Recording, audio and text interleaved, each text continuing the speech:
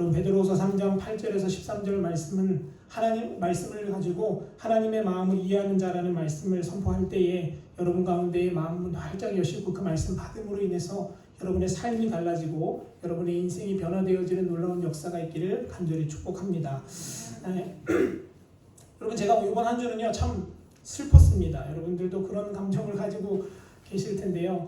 이번 한 주는 참 마음이 슬프더라고요. 예배를 드려야 되는데 예배가 잘 손에 잡히질 않는 거예요. 설교 준비도 해야 되는데 이게 마음이 어려우니까 설교 준비가 아니라 뭐 배가 산으로 간다고 하죠. 배가 산으로 가는 것처럼 참 마음이 어렵더라고요. 그래서 오늘 새벽까지도 계속 기도했습니다. 하나님, 이렇게 어려운 상황 가운데 우리가 신앙을 지키고 예배해야 하는데 어떻게 했으면 좋겠습니까? 계속 하나님께 제가 마음속으로 여쭈었어요. 근데 하나님께서 계속해서 제 마음속에 주시는 생각은 딱 한 가지입니다. 우리가 이제 믿음의 진가를 가려낼 시기가 왔다라는 거예요. 여태까지는요 여러분 믿음이 어떤 사람이 좋은지 나쁜지를 알 수가 없었어요. 근데 이제부터는 우리의 믿음이 보석 같은 믿음인지 아니면 성경에서 말하는 가라지와 같은 믿음인지를 구분할 수 있는 시기가 된다라는 거죠. 아니 목사님 왜 그런 시기가 되죠? 여러분 이제 점점 더 교회를 향한 여러 가지의 제약들이 들어올 것 같아요. 그런데 그 가운데에서 믿음이 연약한 사람은요 이제 그만 가지 뭐 이 정도만 해도 되겠지 하는 마음이 있는 반면 어떤 믿음을 칼같이 지키는 사람은요 내가 교회 가다가 죽는 한이 있더라도 내가 예배의 자리를 지키리라. 이렇게 돼서 우리 점점 더 이제 진가가 발휘되어질 거예요. 저도 그렇습니다. 여러분 저도요 목사지만 저 편하려면 아주 편할 수 있어요. 모든 예배 그냥 나라에서 하지 말라는 대로 다 안 하면 되고요. 기도도 그냥 안 하면 돼요. 하지 말라니까. 그런데 여러분 우리는 하나님의 눈치를 보는 사람 아닙니까? 여러분 성도는요 사람의 눈치를 보는 사람이 아니라 하나님의 눈치를 보는 사람이 되어야 돼요. 그렇기 때문에 그렇다고 해서 막 세상에 가서 막 아무렇게나 살아가는 게 아니라 우리가 가장 먼저 보아야 할 것은 하나님의 눈치라는 겁니다. 그러므로 사랑하는 성도 여러분, 오늘 말씀을 들을 때에 하나님의 우려와 같은 음성이 여러분의 마음 바탕을 치기를 소원하고요. 여러분의 영혼을 뒤바꾸고 나서 여러분이 하나님의 말씀대로 살아가는 말씀의 성도가 되시기를 간절히 축복하면서 말씀 시작하려고 합니다. 여러분 자녀들이 할 수 있는 최고의 효도가 뭔지 아세요? 여러분들도 자녀의 입장이시기도 하고 혹은 부모의 입장이시기도 할 텐데요. 여러분 자녀들이 할 수 있는 최고의 효도가 뭔가 인터넷에서 요즘 리서치를 하면요. 부모들이 원하는 건 딱 하나래요. 그 뭔지 아십니까? 뭐니 해도 머니랍니다. 돈을 주는 거래요. 돈. 이렇게 해서 선물도 이제는 꽃다발 갖고 오면 이 세상에서 제일 싫은 선물이 엄마 아빠가 뭐 갖고 오는 거냐? 꽃다발 사오는 거래요. 자녀들이. 여러분 자녀된 분들은요 절대로 이제 꽃다발 사가지 마세요. 엄마 아빠가 별로 안 좋아하신대요. 저도 이제 그래서 깨달았어요. 꽃다발을 말고 이제는 원다발을 들고 가야 돼요. 돈다발을 들고 가야 부모님이 좋아하신다라고 인터넷에 그런 우스갯글이 있습니다. 여러분 이렇게 시대가 변했어요. 예전에는 돈다발이 아니라 작은 장미꽃 한 송이만 부모님께 드려도 감사했고 행복했던 시절이 있었는데 이제는 꽃 따위는 필요도 없다고 합니다. 제가 꽃 따위라고 표현하는 이유는요 사람들이 싫어한대요. 그건 별로. 그런데 제가 한번 생각을 해보니까요 저는 여기 옆에 동네가 고향이라서 저희 어머니랑 같이 그 고향 동네에서 20살까지 자랐습니다. 근데 저희 어머니 생신이 되면 제가 어린 마음에 저희 동네는 이 가수리 같아서 가게가 없어요. 그리고 가게를 가려면 한참을 걸어서 나가야 되고 그런 가게도 구멍가게예요. 진짜 조그만 가게. 할머니가 거의 구부정한 할머니가 나와서 그 자기네 찬장에 뭐 과자 몇 개, 음료수 몇 개 이렇게 쌓아놓고 파는 그런 가게입니다. 여러분 제가 근데 초등학교 1학년 때 어린 마음에 엄마 생일이 내일 모레인데 생일 선물을 드리고 싶은 거예요. 근데 여러분 제가 지금 설명을 드렸죠. 뭐 살 수 있는 것도 없고요. 저는 그때 용돈도 없었어요. 그래서 고민을 하다가 학용품을 사고 남은 돈이 조금 있더라고요. 그래서 제가 그걸 가지고 그 가게를 한참을 걸어갔습니다. 어릴 때 기억으로 한 30분 걸은 것 같아요. 30분 걸어서 그 가게를 가서 제가 그 찬장에 쫙 놓인 뭐 물건들을 다 봤어요. 과자, 음료수 뭐 등등등. 근데 다 부모님이 별로 마음에 들어 하실 게 아니에요. 다 제가 좋아하는 거예요. 과자, 음료수 이런 거. 그래서 제가 고민하다가 하나를 딱 짚고서 그걸 그 제 용돈으로 계산하고 들고 나와서 어머니께 드렸습니다. 근데 어머니가 아직도 그 이야기를 하시면서 아직도 그때 그 선물이 너무 좋았다라고 말씀하세요. 여러분 제가 뭐 사다 드렸는지 한번 생각해 보셨나요? 한번 증명이 되시나요? 제가 뭐 사다 드렸냐면요. 옛날에 왜 그 종이 비닐봉투에 담겨져 있는 미원 아시죠? 이렇게 찢어서 이렇게 따르는 미원. 제가 그거를요 1,000원 가지고 1,000원짜리 미원을 한 봉지 사서 엄마에게 가져다 드리면서 이렇게 말씀드렸어요. 엄마 낳아주셔서 감사해요. 생일 선물 드릴 게 미원밖에 없어서 미원 사왔어요 하고 제가 미원을 드렸어요. 근데 제가 제 아이를 낳고서 이제 저희 아이가 곧 돌이 다가오는데 제가 1년 동안 보면서 무슨 생각을 하냐면요. 그때 엄마가 참 마음이 좋으셨겠구나. 그 미원 별것 아니고 그거 없어도 살 수 있는 건데 그 조그만 1학년짜리 아이가 그 30분을 걸어가서 1,000원짜리 미원을 하나 사들고 와서 엄마 이거 생일 선물이에요 하고 내미는 그 미원을 봤을 때 저희 어머니의 마음이 어땠을까? 그 마음을 생각하니까요 괜히 눈물이 나더라고요. 제 아들이 갑자기 가서 가순이 나가가지고 미원 사갖고 저한테 갖다 주면요 저는 겉으로는 야 그거 뭐하러 갔어 막 화를 내겠죠. 너 혼자 위험하게. 근데 제 마음은 무너져 내릴 것 같아요. 이 녀석이 아빠를 이렇게 생각하는구나. 여러분 근데 하나님과 우리의 관계가 그렇대요. 하나님과 우리의 관계가 그런 관계라는 거예요. 우리가 꽃다발 들고 막 돈다발 들고 예배 와서 우리가 좋은 옷 입고 예배 와서 하나님이 우리가 기쁘신 게 아니라 우리의 마음을 보시고 하나님 우리를 기뻐하신다는 거예요. 사랑하는 성도 여러분, 그래서 제일 큰 효도는 뭐냐면 부모의 마음을 깊이 이해해 드리는 겁니다. 바꿔서 말하면 제일 하나님과 우리 관계에서도 제일 큰 효도는 뭐냐 하면 제일 큰 일은 뭐냐 하면 하나님의 마음을 이해해 드리는 거예요. 이 시대를 보고 계신 하나님의 눈물을 우리가 깨닫고 그 하나님을 위로해 드리는 게 진짜 하나님의 사랑이라는 거죠. 여러분 요즘 난리와 소문이 얼마나 많습니까? 여러분 요즘 시대를 정신없는 시대라고 하고요. 사건 사고가 너무 많이 터져가지고요. 감당을 할 수 없을 정도로 사건 사고가 터집니다. 너무 무서운 일들이 많아요. 자녀를 바깥에 내놓을 수 없을 정도로 그렇게 물가에 내놓은 것처럼 위험한 일들이 도사리고 있어요. 뿐만 아니라 비가 내리질 않나, 눈이 오지 않나, 자연재해들로, 전염병들로 수많은 사람들이 고통을 당합니다. 근데 여러분 두려워하지 마세요. 떨지 마시기를 축복합니다. 왜냐하면요 주님의 말씀에 이미 그거 다 기록되어져 있습니다. 제가 마태복음 24장과 누가복음 21장만 예를 드는 거지 성경을 보면요 여러분 제가 어린 시절에 이런 찬송 아직도 기억나요. 성경에 써있네. 이게 아직도 기억나요. 여러분 저 모든 말씀들이 어디에 기록되어져 있냐? 하나님이 우리에게 주신 성경에 다 기록되어져 있는 거예요. 그리고 주님은 우리에게 말씀하시죠. 두려워 말라, 놀라지 말라, 내가 너와 함께 함이라 라고요. 사랑하는 성도 여러분, 이렇게 어려운 일들이 찾아올 때도 두려워하지 마십시오. 놀라지 마십시오. 그리고 오히려 더 확신 가운데 서시기를 축복합니다. 무슨 확신이냐? 하나님이 곧 이 세상 가운데 다시 오시는구나. 하나님의 나라가 곧 임하겠구나라는 거죠. 여러분 저는요 뉴스 보는 걸 좋아합니다. 그래서 이번 한 주간 말씀을 준비하면서 뉴스를 좀 몇 가지 봤어요. 여러분 성경 마태복음 24장과 누가복음 21장에는 무슨 내용들이 기록되어져 있냐면 마지막 시대에 예수님이 오시기 바로 직전에 어떤 일들이 있을지에 대한 이야기들이 막 쭉 적혀 있어요. 근데 그 중에는 어떤 이야기들이 있냐면 전염병 얘기도 있고요, 지진과 기근과 수해와 난리의 소문들이 많이 있어요. 그래서 제가 한번 뉴스를 보다가 정말 이런 일들이 일어나고 있네 라는 걸 제가 여러분께 몇 가지 보여드리려고 합니다. 여러분 중국에서 얼마 전에 코로나 바이러스 시작돼가지고 지금 전 세계가 힘들잖아요. 전 세계뿐만 아니라 여러분도 힘드시잖아요. 지금 마스크 쓰고 예배드리는 게 얼마나 힘들어요. 여러분 저는요 그래도 설교자니까 여기 서서 조금 자유롭게 마스크 풀고 하는데도 제 마음이 쉽지 않습니다. 근데 여러분 그 마스크 쓰고 말씀 들으면 진짜 힘들거든요. 근데 여러분 그 중국에서 요즘에 어떤 병이 또 돌기 시작하냐면 흑사병이라는 게 시작됐어요. 이 흑사병이 뭐냐면요 여러분 옛날 그 중세시대 때 그 유럽을 휩쓸었던 병입니다. 이 병으로 인해서 유럽 3분의 1 인구가 다 죽어나간 병이에요. 근데 그 병이 어디서 시작되기 시작했냐? 중국에서 시작되기 시작했다고 합니다.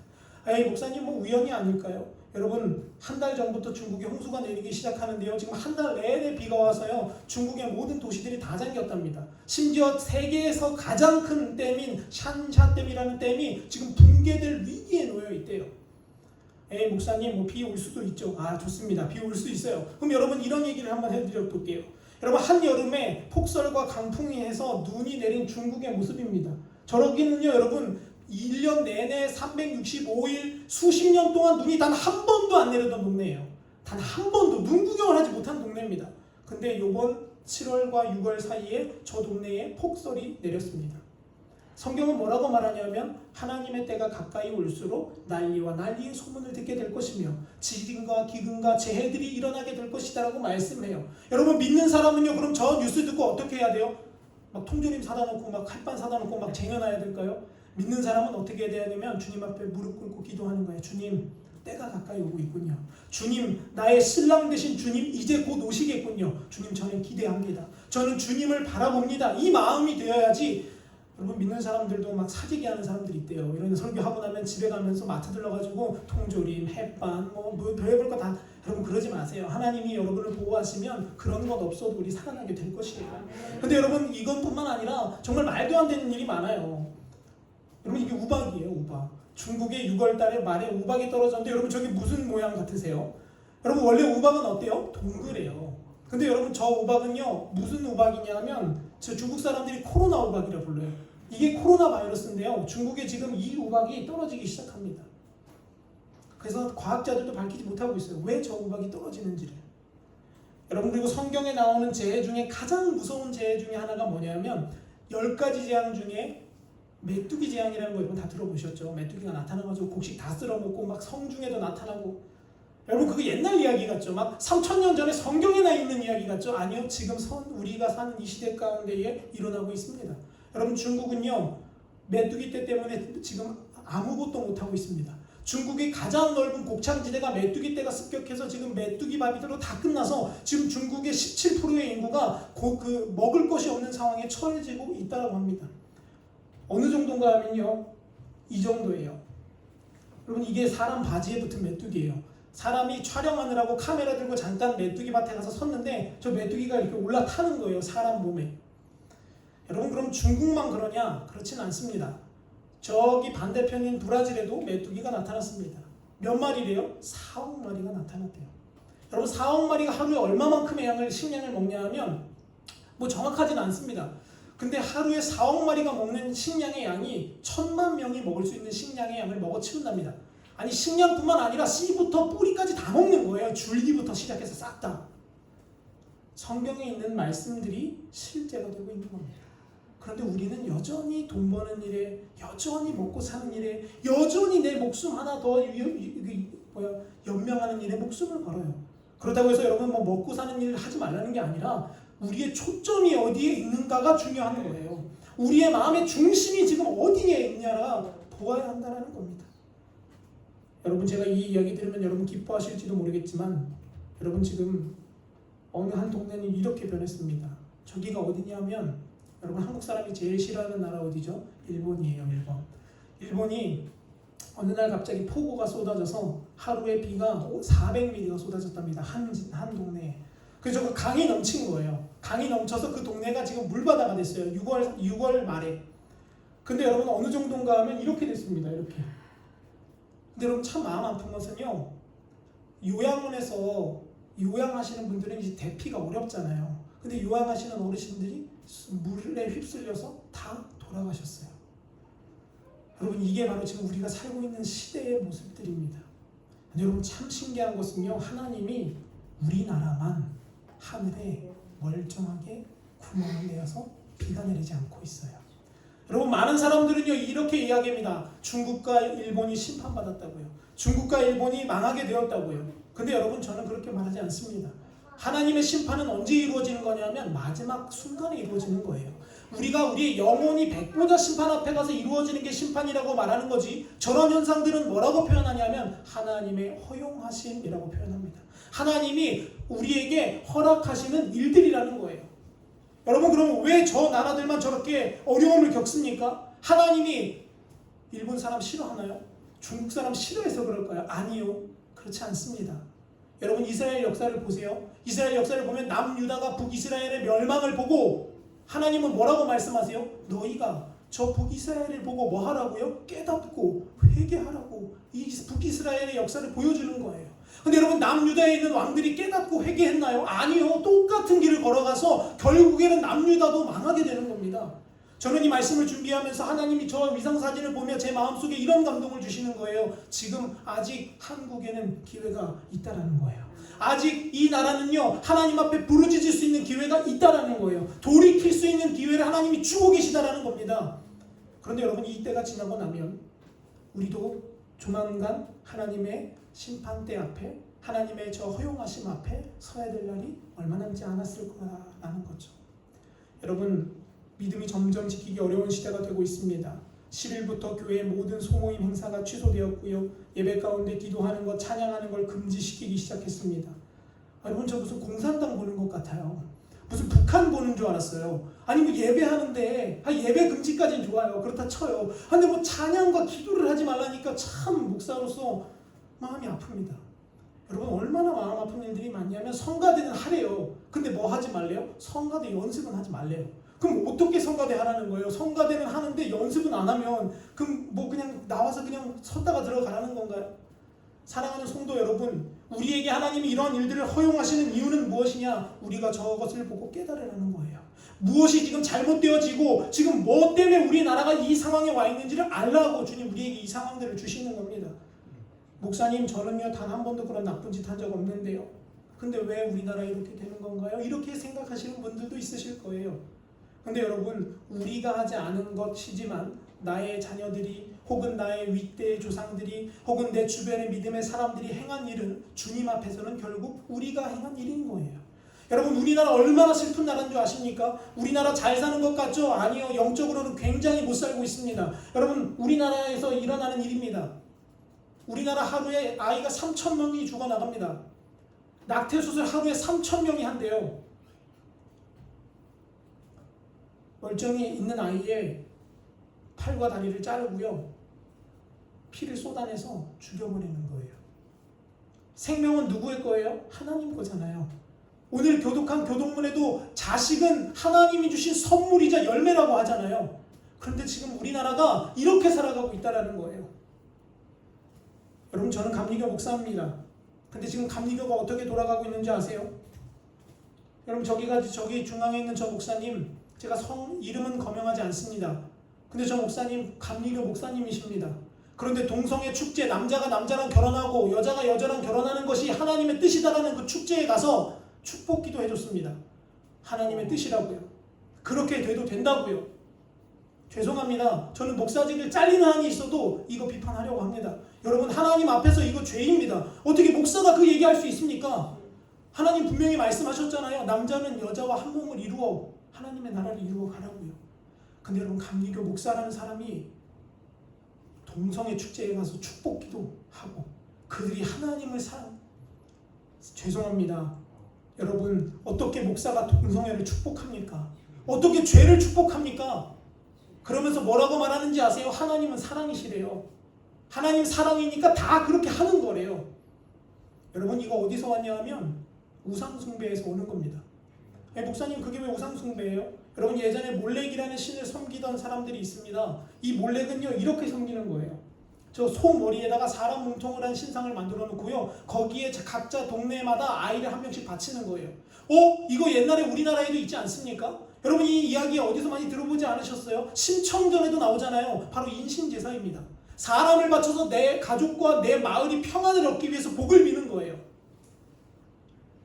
하나님 앞에 큰 죄악인 줄 믿습니다. 근데 여러분, 우리가 지금 그 일을 하고 있다는 거예요. 여러분, 왜 그런지 아세요? 여러분, 낙태라는 게, 동성애라는 게 바로 그거예요. 왜냐? 여러분, 젊은이들이 무자비하게 성적으로 문란하게 지내다 보니까 어떻게 되는 거예요? 아이가 생기는 거예요. 그럼 그 아이를 생겼다면 그 아이를 책임지고 둘이 결혼해서 그 가정을 이루든지 그렇게 해야 되는데, 자기의 즐거움과 쾌락을 위해서 그 아이를 지워버리는 겁니다. 지금 우리는요, 쾌락이라는 우상 앞에 우리의 생명을 드리고 있는 거예요. 즐거움이라는, 돈이라는 우상 앞에 우리의 삶을 다 바치고 있는 겁니다. 사랑하는 성도 여러분, 그런데 어찌 하나님이 그냥 가만히 계시겠습니까? 어찌 하나님이 우리에게 어려움을 허락하지 아니하게 계시겠냐라는 거죠. 성경은 우리에게 이렇게 말합니다. 너희 허물이 이러한 일들을 물리쳤고 너희 죄가 너희로부터 좋은 것을 다 막아버렸다고요. 우리가 왜 좋은 일을 못 당하냐면 우리 죄악 때문에 그렇습니다. 우리나라가 왜 점점 더 말도 안 되는 상황으로 가고 있냐? 우리의 죄악 때문에 그런 거예요. 그러나 여러분, 하나님은 사랑이세요. 하나님은 우리를 여전히 사랑하고 계시고 여전히 우리를 포기하지 아니하고 계시다는 것을 저는 믿습니다. 그렇기 때문에 주님 우리에게 뭐를 주시냐? 기회를 주시는 거예요. 여러분, 하나님이 그러면 우리에게 왜 이런 어려움을 허락하실까요? 왜 우리 주변 국가에 저는 말도 안 되는 일들을 허락하시는 걸까요? 그 이유는 저는 두 가지라고 봅니다. 첫째는요, 하나님이 우리가 그 일을 본을 통해서 이 일을 주장하시는 분이 하나님이심을 깨닫고 우리가 하나님 앞에 엎드려지기를 바라시는 거예요. 여러분, 성경은 우리에게 이렇게 말합니다. 예레미야 16장 21절이에요. 여호와께서 이르시되 보라, 이번에 그들에게 내 손과 내 능력을 알려서 그들로 내 이름이 여호와인 줄 알게 하리라. 아멘. 아멘. 하나님이 우리에게 이 일을 허락하시는 것은요, 내가 하나님이야 라는 걸 보여주시는 거예요. 에스겔 6장 7절도 우리에게 이렇게 말하죠. 또 너희가 죽임을 당하여 엎드려지게 하여 어떻게 하신다고요? 내가 하나님인 줄 너희가 알도록 하겠다.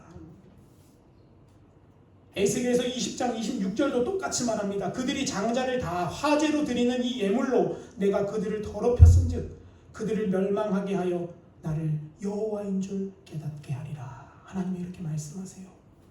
사랑하는 성도 여러분, 하나님이 하나님 되시기를 보여주시는 게 지금 우리가 겪고 있는 세상의 삶이라는 거예요. 그러면 여러분, 우리 하나님은요, 우리로부터 무슨 대접을 받으셔야 돼요? 하나님 대접을 받으셔야 한다는 거예요. 근데 마음 아프게도 믿는 사람이 1000만 명이라고 말하는 이 시대 가운데에 국회의원의 3분의 1이 예수 믿는 사람이라고 말하는 이 시대 가운데에 하나님이 하나님됨을 인정받고 못하지 있지는 않습니까? 하나님이 하나님 되시기는커녕 우리 집안에 있는 장독대 위에서 손 빌면서 떠나왔던 정한수보다도 못하게 취급받는 시대가 바로 이 시대라는 겁니다. 사랑하는 성도 여러분, 저와 여러분이 이 말씀 듣고 깨닫게 되셔서 저와 여러분부터 변화되는 역사가 있기를 축원합니다. 여러분과 제가 변화되면 우리 가족이 변화될 것입니다. 우리 가족이 변화되면 우리 이웃이 변화되고요. 우리 이웃이 변화되어야 우리 나라가 변화되는 겁니다. 그러므로 저와 여러분이 먼저 깨닫게 되는 은혜가 있기를 축원합니다. 여러분, 근데 구약만 그런 게 아니라 신약에서도 하나님은 하나님을 보여주세요. 사도행전 5장 11절에서 13절에 보면 아나니아와 삽비라 이야기가 등장합니다. 아나니아와 삽비라는요, 자기네 집을 팔아서, 땅을 팔아서 하나님께 드릴 정도로 아주 열심인 성도였습니다. 그런데 그들 안에 뭐가 들어가냐? 욕심이 들어가요. 여러분 잘 생각해 보세요. 여러분 집 재산 다 팔았는데요, 교회 예를 들어서 1억 어치를 팔았어요. 아니 그 중에 1000만 원 내가 갖고 9천만 원 헌금하는 것도 대단한 거 아닙니까? 지금 그런 상황인 거예요. 아나니아와 삽비라가 그래도 1000만 원 먹고 살 거 있어야지 하고 내 통장 넣어놓고 9천만 원만 헌금한 거예요. 그러니까 하나님이 그 아나니아와 삽비라를 이런 어려움에 처하게 하시는 겁니다. 여러분 오해하지 마시기를 바랍니다. 저는 이 말씀을 통해서 헌금 얘기를 하고자 하는 게 아니에요. 여러분 잘못된 목사님들, 이상한 분들은요 이거 가지고 헌금 얘기하세요. 그래서 헌금 안 하면 어떻게 된다고요? 뭐 저주 받는다고 하고요. 여러분 그런 얘기는요 이렇게 듣고 그냥 이렇게 보내시면 돼요. 쓸모없는 말도 안 되는 이야기예요. 성경은 우리에게 그렇게 말하지 않습니다. 여기서 강조하고자 하는 것은 하나님이 어떤 분이시라는 걸 보여주는 거예요. 하나님은 죄를 결코 용납하지 아니하시는 분입니다. 하나님은 우리의 삶에 악을 더 이상 용납하지 아니하시는 분이라는 걸 보여주는 거지, 뭐 헌금 많이 안 하면, 뭐 약속한 헌금 안 드리면 뭐 자녀가 저주를 받고. 여러분 죄송합니다. 그런 설교 들으시면요, 혹시 TV에서 그런 설교 나오시면요 그냥 딴 TV 돌려서 차라리 재밌는 뉴스를 보세요. 그게 더 영육간에 유익합니다. 여러분 하나님은 이처럼 우리에게 하나님이 어떤 분이신지를 계속해서 보여주시는 이유는 뭐냐? 하나님이 하나님 되시고자 하심이에요. 하나님이 하나님 되시고자 하심을 우리에게 보여주는 거죠. 두 번째입니다. 하나님이 우리 가운데 왜 이런 어려움 허락하시느냐? 오늘 읽었던 본문에 있는 내용이에요. 우리 다시 한번 같이 읽어보겠습니다. 시작. 주의 약속은 어떤 이들이 더디다고 생각하는 것 같이 더딘 것이 아니라 오직 주께서는 너희를 대하여 오래 참으사 아무도 멸망하지 아니하고 다 회개하기에 이르기를 원하시느니라. 아멘. 아멘. 아멘. 하나님이 우리에게 원하시는 건 하나입니다. 회개하는 거예요. 돌아서는 거예요. 지금 가고 있는 그 길에서 하나님의 말씀의 방법으로 회복하는 겁니다. 그래서 하나님 우리에게 이 일을 계속 보여주시는 거예요. 여러분 제가 저희 아이를 키우다 보니까요, 하지마 이러면요 더 하더라고요. 하지마 하면 말을 안 들어요. 벌써부터 쭉 막 하지마 하면 막 울어요. 그래서 제가 어느 날은 한번 해보게 했어요. 제가 여기 무슨 이 기타가 있잖아요. 저희 기타를 처음에 제가 막 치는데 제가 와서 막 방해하는 거예요. 근데 저게 만약에 줄이 터지거나 이러면 손등에 맞을까봐 제가 걱정이 돼서 하지마 이랬어요. 여러분 말을 듣습니까? 또 안 듣죠. 하지마 하면 막 더 손을 막 집어넣어요. 그래서 제가 그냥 어느 하루는 그냥 그 앞에 갖다가 이렇게 냅뒀어요. 일부러 막 갖다 들이대줬어요. 그러니까 지가 막 두드려 보려고 하다가 갑자기 거기를 탁 치더니만 소리가 웅 하고 나니까 막 우는 거예요. 그리고 나서 여러분 다시는 안 만져요. 다시는 안 만져요. 제가 그때 하나님의 마음을 깨달았어요. 아, 하나님 우리에게 이래서 어려움 허락하시고 그냥 냅두시는 거구나. 왜냐고요? 사람은요 머리가 나빠서요. 여러분 저도 그렇고 여러분도 그렇고 머리가 나빠서요. 체험하지 않고는 몰라요. 여러분 꼭 물에다가 야 손대지 마. 이거 뜨거워. 애들이 듣습니까? 언제 안 돼요? 그 물에 손 담가 보고 나면 손 안 됩니다. 절대로. 하나님의 마음이 이 마음이라는 겁니다. 사랑하는 성도 여러분, 하나님이 우리에게 그 어려움 그냥 오도록 냅두시는 이유는요, 하나님 우리 사랑하셔서 그런 거예요. 하나님 우리 너무 사랑해서 말로 하다 안 되니까 에이 그래 그러면 네가 아프더라도 그냥 경험해 봐라. 여러분 제가 다치면 제가 아프죠. 제 아들이 다치면 저 마음 속상하죠. 근데 그럴 수밖에 없어요. 왜냐? 그래야지만 다시는 안 하거든요. 여러분 누가복음 13장에 보면 망대 사건이 등장합니다. 실로암의 망대를 짓다가 실로암 망대가 무너져서 18명이 죽은 사건이 나와요. 근데 이 이야기를 예수님이 하시면서 뭐라고 말씀하시냐? 사람들은 이렇게 말합니다. 예수님, 저 18명이 너무 나쁜 놈들이라서 죽은 거 아닙니까? 우리로 말하면 예수님, 중국과 일본, 우리나라한테 그렇게 나쁘게 그렇습니까? 죽는 거 아닙니까? 죄송합니다. 그렇게 설교하시는 분들도 있습니다. 저도 예전에 그렇게 설교했습니다. 근데 여러분 제가 말씀 보다 보니까 그게 아니더라고요. 그들이 나빠서 그들이 죄가 더 많아서 그렇게 하는 게 아니에요. 여기서 말하고자 하는 핵심은 뭐냐면 회개하지 않으면 너들도 똑같이 되는 거야 라는 걸 말씀하고 싶으신 거예요. 여러분 그러니까 옆에 있는 사람들 잘못될 때 아싸 무수하다 저 집 내가 망할 줄 알았어 이렇게 하는 게 아니라 아 주님 저거 보고 누구 정신 차리라고? 나 정신 차리라고 보여주시는구나. 여러분 옆집에 재산이 폭삭 망했을 때 그런 말 교회 애들이 막 교회한테 욕하고 막 교회한테 교회 밭으로 똥 다 떠내밀고 막 쓰레기 다 던지더니 막 폭삭 망했구나 잘 됐다 하나님 찬양합니다 이게 아니에요. 그 일을 보고 뭘 깨달으라는 거예요? 나도 저렇게 하면 망하는구나. 나도 주님 앞에 바르게 서지 않으면 잘못되는구나 라는 걸 깨달으라고 주님 우리에게 그 일들을 허락하신다는 겁니다. 사랑하는 성도 여러분, 그러므로 저와 여러분은 하나님의 마음을 이해하는 자가 되기를 간절히 소원합니다. 일들을 보면서 사건들을 보면서 잘됐다 안됐다 울고 박수치는 게 아니라 그 일을 보면서 하나님이 우리에게 뭘 원하시는지, 하나님이 이 사건을 통해 우리에게 깨닫게 하시는 게 뭔지를 보는 거예요. 그걸 뭐라고 부르냐? 영안이라고 부르는 겁니다. 여러분 저는요 제가 이렇게 설교할 때 고분고분 못하잖아요. 저는 이렇게 막 젠틀한 목사님들처럼 탁 서서 할렐루야 사랑합니다 이걸 해야 되는데 그게 잘 안 돼요 성격상. 그래서 막 소리를 지르고 막 왔다 갔다 해야 성격이 풀리는데요. 여러분 제가 만약에 제가 어떤 일을 하다가 실수를 했어요.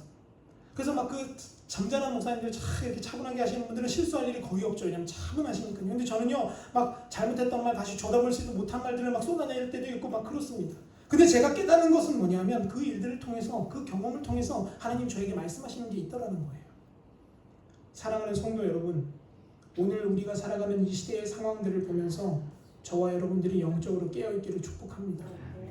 여러분 영안이 열린다는 건 방언하고 뭐 병을 고치고 사도 바울처럼 뭐 천국을 왔다 갔다 하는 게 아닙니다. 여러분 그거 귀신들도 할 수 있어요. 그 귀신들도 우리에게 가짜로 보여줄 수 있습니다. 진짜 하나님의 사람은 뭐가 달라지냐면 가치관이 바뀌는 거예요. 생각하는 모양이 바뀌는 거예요. 여러분 제가 물 안 나오는 거 얘기 드렸잖아요. 저 물 안 나와서 요즘도 계속 살수차가 실어날라요. 그래서 저 매일매일 기도합니다. 하나님 오늘도 살수차 오는 거죠. 제가 매일매일 물어요. 안 오면 물이 안 나오니까요. 근데 여러분 그 일들을 통해서 하나님이 저의 시각을 바꾸시는 거예요. 제가 지난주에도 설교 드렸잖아요. 여러분 물 안 나오는 게 얼마나 불편한지 모릅니다. 그런데 하나님이 그의 마음에 이런 생각 주시는 거예요. 예전 같았으면 물 안 나와서 짜증나 막 불평불만 막 입이 막 오리처럼 나와가지고 다녔을 텐데 이제는 무슨 감사가 나오냐? 하나님 전기 안 끊어져서 감사해요. 하나님 전기만 끊어졌으면 저희 진짜 뭐 피난민처럼 살아야 되는데 전기 안 끊어져서 감사합니다. 이런 감사가 내 안에서 움직여서 나오는 거예요. 여러분 이게 진짜 영안이 열리는 거예요. 영안은요 뭐 봤다 들었다 느꼈다 그런 게 아니라 우리의 가치관이 변하는 겁니다. 생각이 변해서 예수 중심으로 생각해 가는 건 줄 믿습니다. 그렇다면 여러분 우리가 이 상황 가운데에 이 두렵고 무섭고 떨리는 상황 가운데 있는 이 시기에 우리는 어떻게 해야 할까요? 우리는 무엇을 해야 할까요? 답은 아주 간단합니다. 첫째는요 하나님을 인정해 드리는 거예요. 모든 일상의 일들은 하나님의 손안에 있다는 걸 인정하는 거예요. 그게 슬픈 일이건 좋은 일이건 상관없이. 여러분 한국 교회가요 죄송합니다. 제 젊은 목사가 한국교회라고 표현해서 죄송하지만 여러분 한국교회가요 뭐만 가르쳤냐? 복만 가르쳤잖아요. 잘하면 복받고 축복받고. 그러다가 말 안 들으면 무슨 얘기예요? 저주 얘기하는 거예요. 여러분 제가 참 저 이렇게 비록 나이가 적지만 제가 그런 경험을 참 많이 한 것 같아서 감사해요. 여러분 저희 가족 중에 한 명이 저기 인천에서 개척교회를 섬기던 때가 있어요. 개척교회는 어렵고 힘드니까 뭐 다 해야 돼요. 뭐 차량 운행도 해야 되고요. 뭐 다 해야 돼. 강대상 청소도 해야 되고요. 뭐 모든 걸 다 하는 거예요. 성도 몇 명이서. 근데 여러분 어느 날 그 성도 중에 한 명이 다른 교회로 가겠다고 이제 선언을 했어요. 담임 목사님한테. 여러분 그러면 아니 목사님이라면 가서 뭐 빌고 그러는 게 아니라 물어봐야죠. 왜 그러는지. 대체 뭐 때문에 그러는지. 아니 무슨 영적인 어려움이 있는지 물어봐야 되는데 그 목사님이 뭐라고 설교했냐? 이렇게 설교했어요. 주일날 설교해서. 자, 하나님의 말씀에 불순종하고 목사의 말에 불순종하고 떠나가는 사람의 집안은 대대로 저주를 받게 될 것입니다. 천대까지 망하게 될 거예요. 설교를 그렇게 해요. 여러분 그 말 설교 들으면 여러분 그 말 들으면 속으로는 에이 그런 게 어딨어 하지만 마음 한켠은 어때요? 괜히 찜찜하잖아요. 그러다 갑자기 누군가 우리 아들 중에 하나가 갑자기 감기 걸려서 막 아파요. 그러면 제 마음에 무슨 생각 드냐? 야 이거 내가 목사님한테 까불었다가 이렇게 되는 거 아니야? 야 지금 저주받는 거 아니야? 여러분 하나님 그런 분 아니시라는 거 여러분이 깨닫게 되기를 축복합니다. 하나님은요 우리에게 뭘 원하시냐 하면 하나님이 어떠한 분이신지를 깨닫기를 원하시는 거지 사람의 말에 묶여서 사람의 뭐 행동에 묶이기를 원하시는 분이 아니라는 거죠. 그러면 여러분 우리는 무엇을 준비해야 됩니까? 딱 하나입니다. 마태복음 22장 37절 38절이 그 정답이에요. 한번 같이 읽어보겠습니다. 시작. 예수께서 이르시되 내 마음을 다하고 목숨을 다하고 뜻을 다하여 주 너의 하나님을 사랑하라 하셨으니 이것이 크고 첫째 되는 계명이다. 아멘. 아멘. 여러분 우리가 해야 될 일 별거 없습니다. 뭐 하면 돼요? 하나님 사랑하는 거예요. 뭐 다해서요? 목숨을 다해서 내 모든 걸 다해서 하나님 사랑하는 것만 하면 돼요. 여러분 그런데 제가 목사인데요. 제 주변에는 그러니까 누구만 있겠어요? 목사들만 주로 있어요. 근데 여러분 이번에 그 교회에 이런 사건 사고가 터지니까요. 목사님들은 항상 목사님들은 설교해서 그런지 그 왠지 모른지 말을 많이 해요. 저도 그렇지만 말이 많아요. 그래서 막 글에 올리고 막 잘됐다 안 됐다 잘됐다 안 됐다 막 서로 막 치고받아요. 근데 그 내용 중에 무슨 내용이 있냐면요.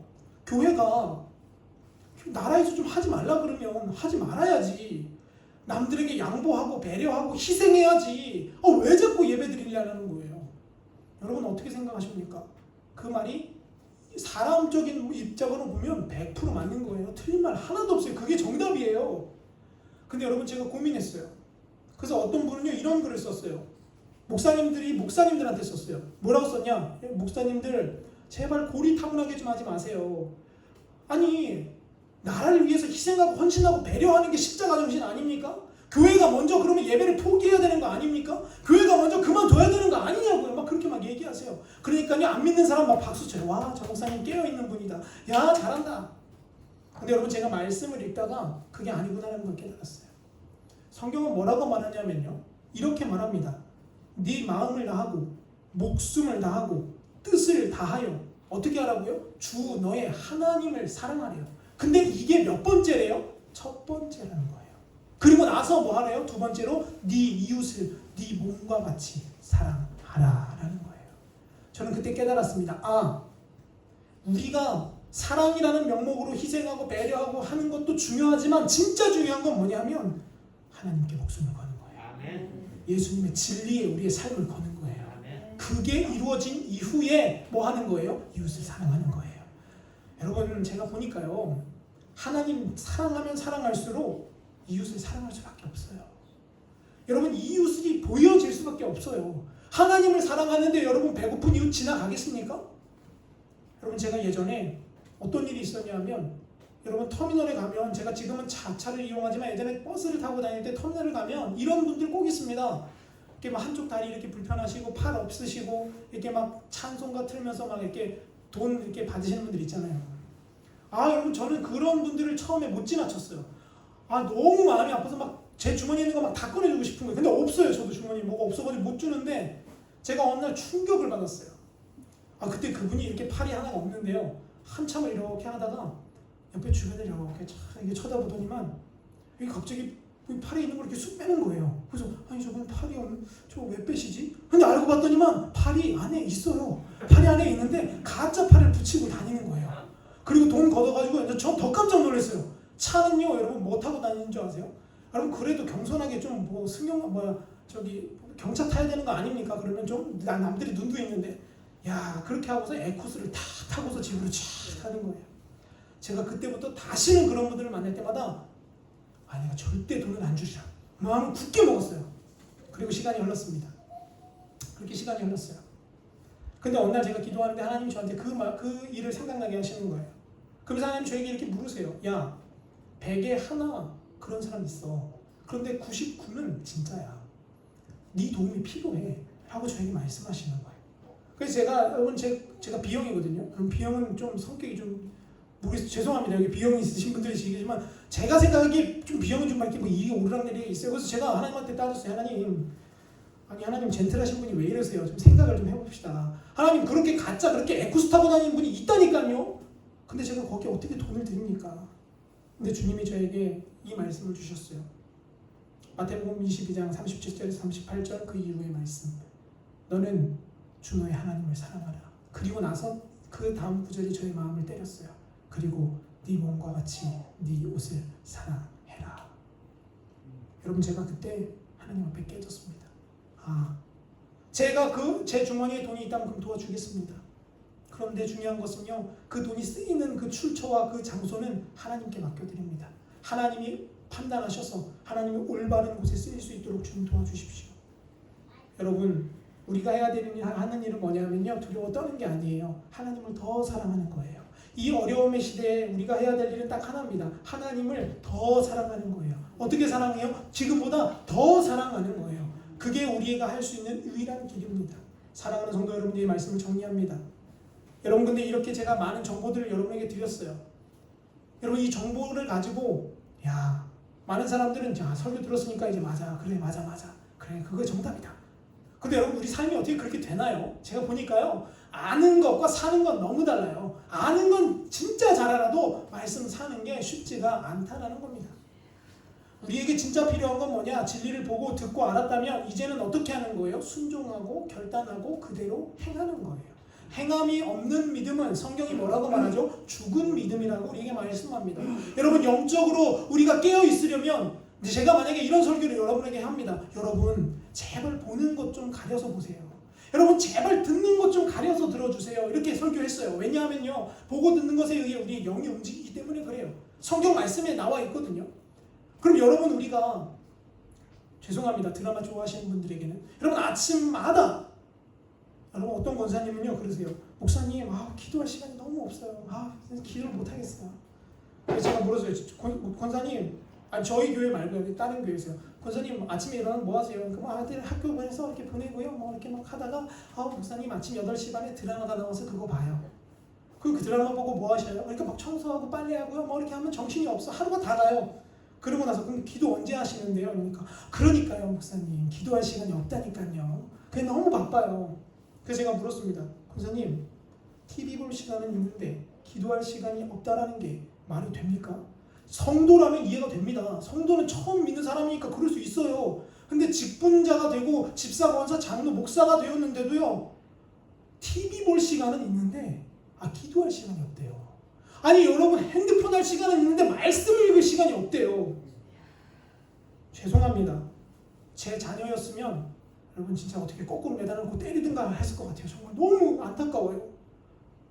여러분 우리 보는 거 주의해라라고 설교 들었으면 이제 어떻게 해야 돼요? 주의하는 거예요. 우리가 날마다 보는 거 듣는 거 주의해야 되는 겁니다. 왜 그런지 제가 설명 하나 드릴게요. 여러분 요즘 아이들이 좋아하는 거 뭐냐면 가요 있잖아요. 가요. 여러분 제가 어린 시절에는 무슨 가요 있었냐면 너를 사랑해 나 너랑 좋아서 결혼할래 이런 내용의 가요가 많았어요. 근데 여러분 요즘은 무슨 내용의 가요가 있는지 아세요?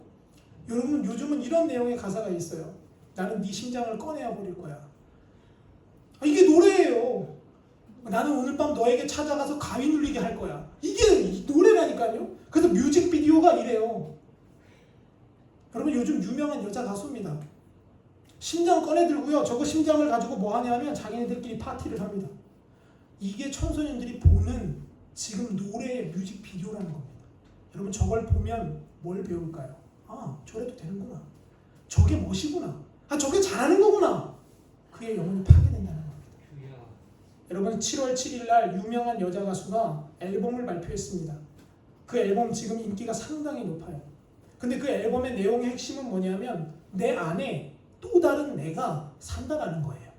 다시 말하면 내 안에 누가 들어왔냐? 귀신이 들어왔다라는 거예요. 그게 가사 내용이에요. 그래서 뮤직비디오가 이거예요. 저기에서 저기 네 발로 오는 여자가 걸어와가지고요. 여기 앉아있는 여자한테 들어가는 거예요. 그래서 그때부터 어떻게 하냐? 같은 집에 사는 겁니다. 여러분 이게 무슨 상징인지 아십니까? 내 영이 악한 영들에게 그 영들에게 지낼 수 있는 공간을 준다는 거예요. 그리고 뮤직비디오의 마지막은 어떤 모습으로 끝나냐 하면 이 모습으로 끝납니다. 그 노래의 가사는 이렇습니다. 나는 어둠 속에서 온 몸을 뚝뚝 꺾어서 너의 심장을 훔쳐갈 거야. 이게 노래예요. 이게 무슨 노래인지 모르겠어요. 그리고 이렇게 나가네요. 조명은 하나인데 왜 내 안에 그림자는 둘이지? 나는 너를 괴롭히고 가위 눌리게 해서 내 몸에 주문을 걸어버릴 거야. 아, 이게 요즘 청소년들이 난리치고 막 호응하는 노래의 가사라니까요. 사랑하는 성도 여러분, 제가 이 이야기를 드리는 이유는요, 여러분도 보고 듣는 것을 가리셔야 한다는 것을 말씀드리고자 합니다. 여러분, 보고 듣는 것 가리시기를 축복합니다. 말씀과 기도 이외에 듣고 보는 것들 우리 주의하셔야 돼요. 그렇다고 해서 막 산으로 싸들고 올라가서 막 산에 가서 벽만 보고 산만 보고 있으라는 게 아니라 구별하라는 거예요. 보아야 할 것, 들어야 할 것을요. 두 번째는요, 우리 말씀 안에 늘 거해야 합니다. 그게 바로 우리가 해야 할 순종과 결단입니다. 사랑하는 성도 여러분, 우리 안에 그 역사가 있기를 간절히 소원합니다. 그래서 이 시대를 보고 하나님의 마음을 알고 하나님의 마음을 이해해서 하나님을 기쁘시게 해드리는 저와 여러분이 다 되시기를 간절히 축원합니다. 함께 기도하시겠습니다.